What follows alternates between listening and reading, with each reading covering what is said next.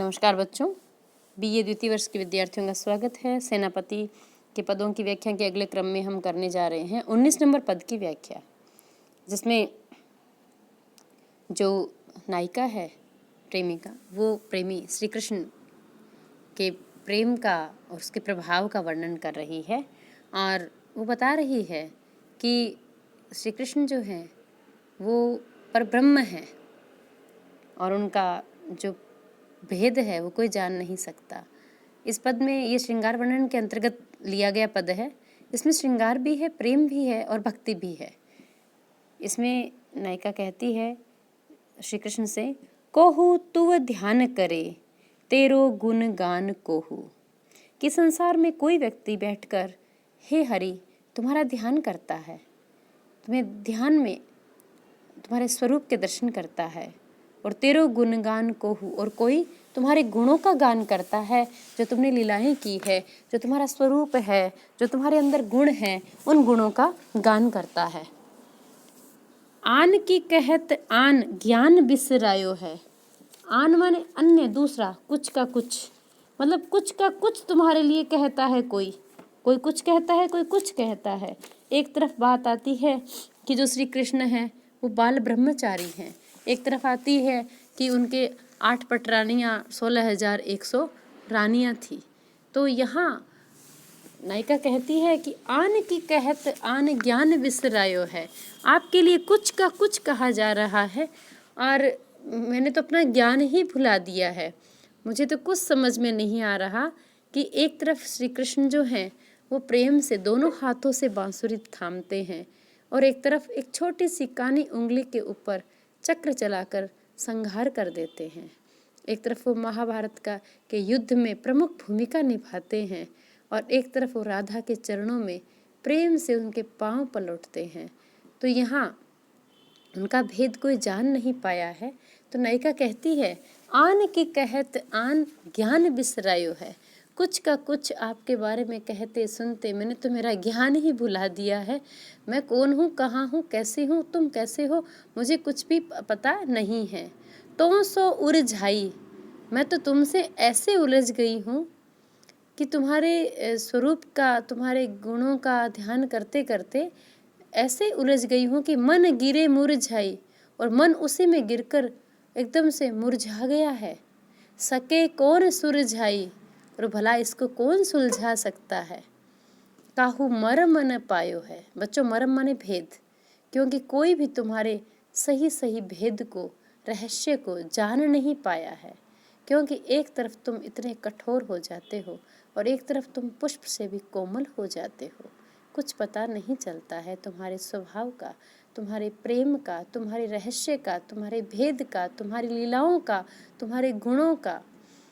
सुधा ते सरस ताको तेरो है दरस तेरे, ताको न तरस सेनापति मन आयो है। नायिका कहती है कि सुधा, अमृत से भी ज़्यादा सरसाने वाला जो तुम्हारा दर्शन है। एक बार हे कृष्ण तुम जब दर्शन दे देते हो तो यूँ लगता है कि मरते हुए व्यक्ति को जैसे सुधा पान करवा दिया, अमृत पिला दिया हो। अमृत की भांति सरसित करने वाला, सरसाने वाला, रस से, प्रेम से परिपूर्ण करने वाला तुम्हारा दर्शन है। ताको न तरस सेनापति मन आयो है, और मेरा जो मन है वो लगातार तुम्हारे इस प्रेम के लिए तरस रहा है।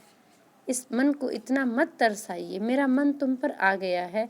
हे प्रियतम, हे कृष्ण, हे कन्हैया, उसे आप इतना मत तरसाइए।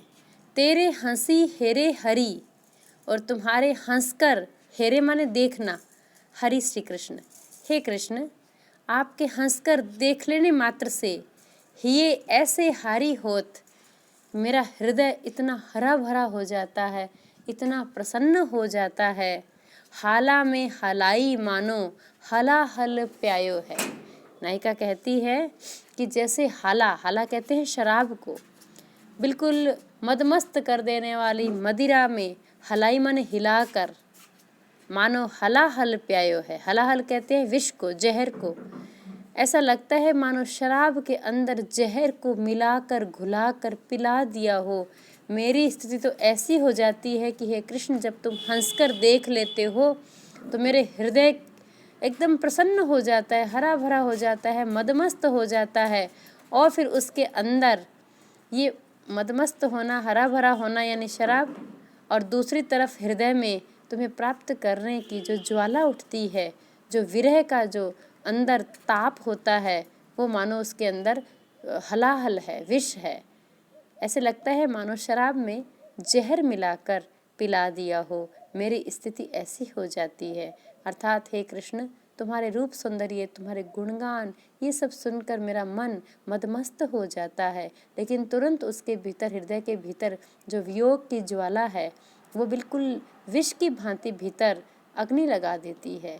तो यहाँ नायिका ने श्री कृष्ण के रूप सौंदर्य और गुण का वर्णन भी किया है। इसमें प्रेम भी है, श्रृंगार भी है, भक्ति भी है, और श्री कृष्ण का मर्म न पाने की जो बात कही गई है, तो इसमें ज्ञान और भक्ति के संयोग को हम देख सकते हैं। इसमें ब्रजभाषा का प्रयोग, घनाक्षरी छंद का प्रयोग है, और बहुत सुंदर नाद सौंदर्य भी है, नाद ध्वनि भी है, उरझाई मुरझाई सुरझाई, और अंत्यानुप्रास भी बहुत सुंदर है इसके अंदर। हंसी हेरे हरी हिये, ऐसे हारी होत, है का प्रयोग, हाला में हलाई मानो हला हल प्यायो है का प्रयोग बड़ा सुंदर लग रहा है, नाद सौंदर्य बड़ा अच्छा लग रहा है इसमें। तो इसका जो भाव है मूल रूप से, वो भाव प्रेम का है, इसमें भक्ति का है।